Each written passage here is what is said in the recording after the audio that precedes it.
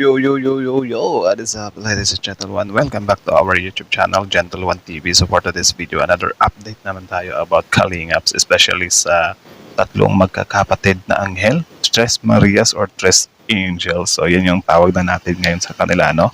Ang tatlong magkakapatid na dating tinatawag na ZOMBIES. So, yan, before we start Kalingap EV update, no, ano naman pala, Kalingap EV update, so it has a title of Kalingap Rab ipapa-makeover ang magkakapatid na tinatawag nilang zombie. So yun yung panonoorin natin, ladies and gentlemen. So before we start Kalingap EV update, support nyo yan. Also Kalingap Rab, support nyo rin. Tapos syempre our YouTube channel, Gentle One TV. Don't forget to like, comment, share, subscribe. So ladies and gentlemen, without further ado, let's watch this video together. Again, the title of this video, Kalingap Rab ipapa-makeover ang magkakapatid na tinatawag nilang zombie or ang Tres Marias, Tres Angels or whatsoever. So again, Kalingap TV update, Kalingap Rab, Gentle One TV, like, comment, share, subscribe. Start. So dito nga po mga kalingap mga kedsi, Kalingap Rab ipapa-makeover ang magkakapatid na tinatawag nilang zombie. So yan po yung ating pag-uusapan po mamaya mga kalingap mga kedsi. Pero bago po natin ipagpatuloy ang video ito sa mga bago pa lang po sa ating munting channel, huwag po natin kalimutan suportahan ang naman ng Kalingap Kuya Val Santos Matubang at Of course, the father of Kalingap, Kuya Val Santos Matubang. At paunawa panoorin po muna ang full. And syempre, the mother at ang anak, don't forget to support them too, guys. So, syempre, para marami din sila matulungan pa. Video bago mag-comment para malaman ang nilalaman nito. So, dito nga po mga kalingap mga ka-EDC. Ito po yung isa po na kailangan po ng magkakapatid yung ipa-makeover po ni Kalingap Rab nga po. Para mas lalo po.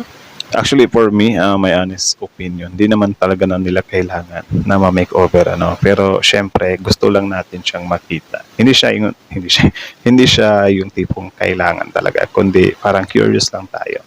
Tingnan natin kung bukod ba sa, hindi siya bukod sa, basta, gusto lang talaga natin makita, kung ano nga ba yung mga naitatago nilang mga kagandahan, 'di ba? Sa liblib na bukid na yun, sa yung mga kapitbahay nila na mga mapanukso, bakit hindi nila nakita yun? So parang yun yung reason kung bakit gusto nating makita. So I think if nag-agree kayo, comment down below. Kung hindi naman, bahala kayo.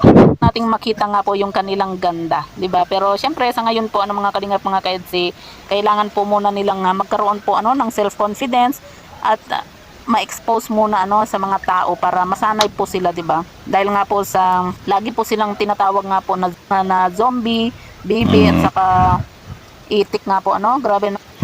Yung baby medyo pa yun, medyo tawag diyan, maiinda pa yun. Pero syempre hindi rin siya talaga dapat kasi especially kapag yung pagka-deliver mo is sarcastic or may halong talaga pamimintas, is parang syempre pangit yun. Yeah. Yung mga ibang tao. Kasi nakikita naman po natin sa magkakapatid na magaganda naman po sila. Lalo na po yung Chris, di ba? Agree. Napakaganda po niya.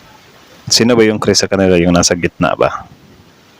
Comment down below. Kaya isa po sa maganda po na gawin po ni Kalingap Rab yung ipa-makeover nga po yung magkakapatid para makita po natin yung kanilang kagandahan nga po At ayan nga po mga kalingap mga ka-EDC, unti-unti na nga pong sinasanay po ni Kalingap Rab yung magkakapatid na makasalamuha po yung magkakapatid ng ibang tao. And na namin, nandun or nadala na nga sila ni Kalingap Rab sa mall, So siguro i-react natin yun tomorrow. So sa ngayon dito muna tayo, okay? Kaya ipinasyal po niya sa mall nga po. At nakita naman po natin kung gaano po mahiyain po talaga yung magkakapatid. Pero pasasaan pa man ay masasanay din naman po yung mga yan kagaya na lang. Tsaka I think normal reaction lang din talaga yan kasi syempre first time nga nilang makapunta ng mall, diba? Grabe, sa edad ba naman nilang ganyan? Pero at least na lang talaga maraming malaking bagay yun, men, na nadala sila ni Kalingap Rab dyan sa mall na yan, Sobrang grabing experience na para sa kanila yan. Solid. Po ng ibang mga beneficiary po ni Kalingap Rab na mga nauna, diba? Si Fiancé din po noon, 'di ba? Sobrang mahiyain. Pero kita niyo naman po, 'di ba? Ang laki po ng nabago po sa sarili po ni Fiancé sa kanyang buhay. Grabe. Kaya okay, so ganito din pala or semi ganito din pala yung pinagdaanan ni Fiancé dati. Solid yun. Makikita mo din talaga na may improvement talaga or functional talaga si Kalingap Rap, di ba? po yung isa po na aabangan po natin yung makeover nga po ng tatlong Solid yun, solid. Sana ba yun? So that's it, ladies and gentlemen. So how about you? What can you say about this video? Comment down below and then let's talk about it in the comment section.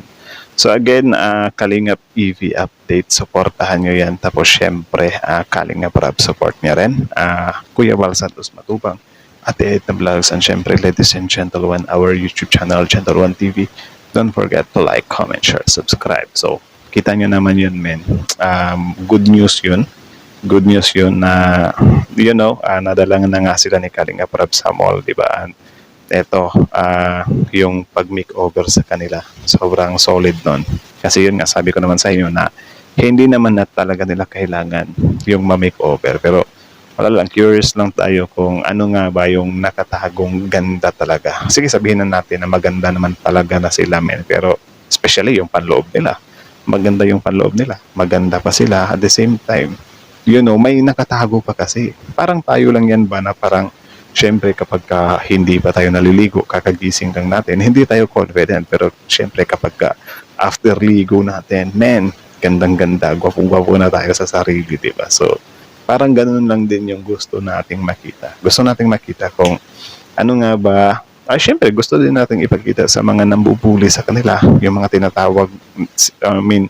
tinatawag sila na zombie. Makita din nila ba na grabe, ito pala yun sila kapag inayusan talaga.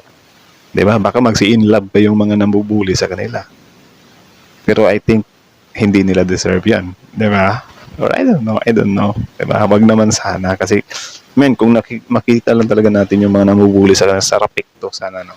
Pero I think bad yun eh. Magagalit si Lord. Pero, dahil lang ba sa parang gigil natin na napaka-inosente ng mga bata, Tapos, binubuli-buli mo lang. Porket ba defenseless sila?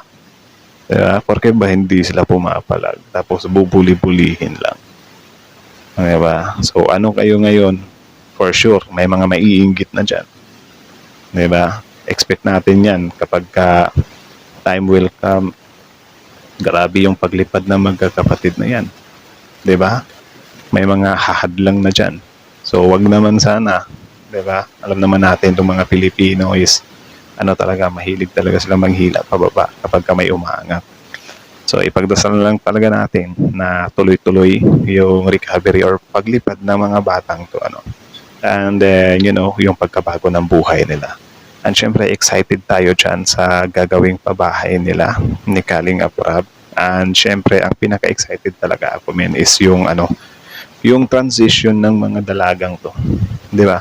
Yung transition na kung paano sila nabago or paano nag-enhance or na-upgrade yung pamumuhay nila. 'Di ba?